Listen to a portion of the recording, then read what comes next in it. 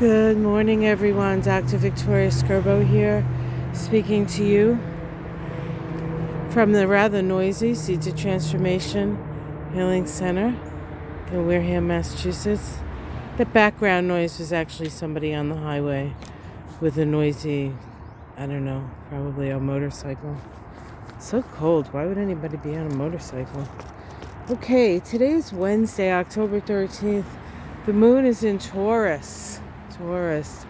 All day, nice stabilizing moon. Save that. The Taurus moon makes connections to all the transpersonal planets. That would be Uranus and Pluto and Neptune. Makes a conjunction to Uranus, as it does every month, now that Uranus is in Taurus. So that sort of zhuzhes things up. The normally, some might say, boring Taurus moon, although I don't think anyone would really say that. It's just that the emotions just don't get all fluffed up with Taurus. It tends to sort of stabilize everything. Except that now Uranus is in Taurus, so that normally stable moon does get judged by Uranus. So it's a little bit more open to change and the like.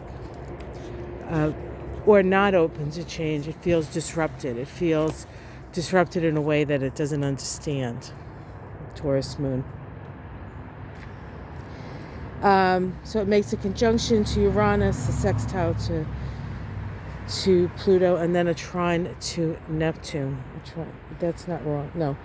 A sextile to Neptune and a trine to Pluto. I was going to say Pluto's in Capricorn. As the day goes through. So there's stabilizing forces, but there's also forces of evolution at hand. Today we have three major aspects that don't include the moon. Well, actually one does, and inconjunct to the sun. The sun in Libra illuminates where maybe we can agree, and that moon in Taurus can be somewhat grumpy about it.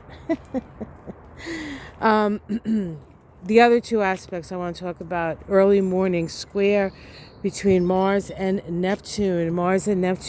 The square in its nature, especially this type of square, drives us to do something, to make a change, to do something for our very survival, right?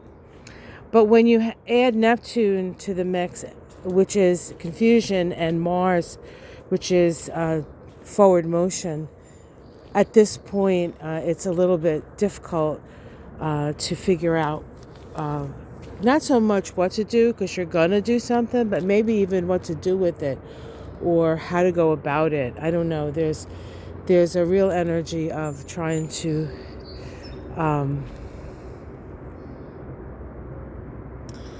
assert yourself, and it's very difficult to know if that's going to work out on a certain level. But it is also a drive for creativity. So things, when Mars and Neptune come together, probably the safest thing you can do is dance because it brings the martial energy of the muscles and the creative energy of Neptune, mystical energy of Neptune together. So when you have these Mars squares, Neptunes, I say go dancing.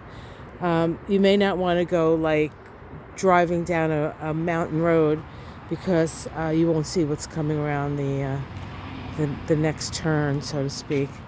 Michael and I have been tidying up down here for sort of like the winter tidy, because eventually this is all going to need to be shoveled in some way. So we like to clean up the edges. It makes it easier once the foul weather comes.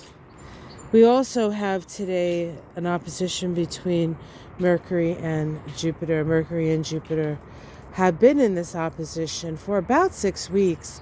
This is the last of the exact points of opposition, and it's happening today. It happens early in the morning, kind of like that Mars, Neptune. So we wake up with a new awareness. We wake up with a new sense about us. I don't know if you felt it when you woke up, but when I woke up this morning, I thought, wow, this is an opportunity. Like, not that I don't think like the next day is an opportunity, but I don't say stuff like that when I wake up. But this morning I did. And it's interesting because I checked the numerology of the day, right? Today's numerology vibrates to a 28-1, one vibration. And that 28-1 is an Aries vibration. So what I think, you'll have ideas come to you. You to act on them is a little bit of maybe a leap of faith. You're maybe inspired to act on something. Just we have to keep reality in mind with some of these things. So we just have to. Hello, Charlotte. It's my little girl. She's waiting for me to bring food down. I don't blame her.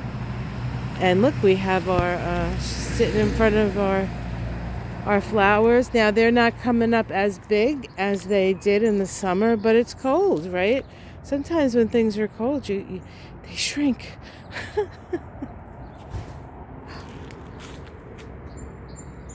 Oh, sorry, guys. I got distracted by a sound, and Charlotte got distracted by a leaf, I think it was.